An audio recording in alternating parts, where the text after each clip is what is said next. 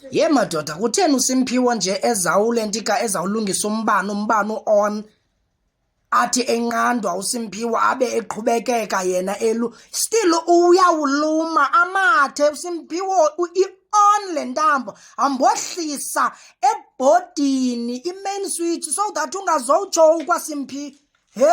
umntu abemisa bandimi indoda ekhaya apha ndimi indoda nantso ke nantso heyo tsho into ungavuthi nakwexhozula nakwevuka yo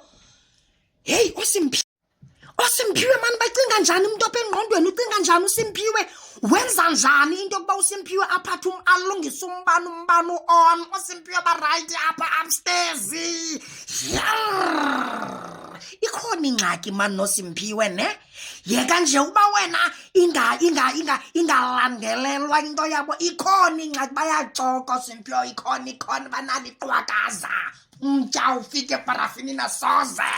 ulungisa umbane on yaxoka kanayo le lapha ngaphantsi khini thixo Simphiwe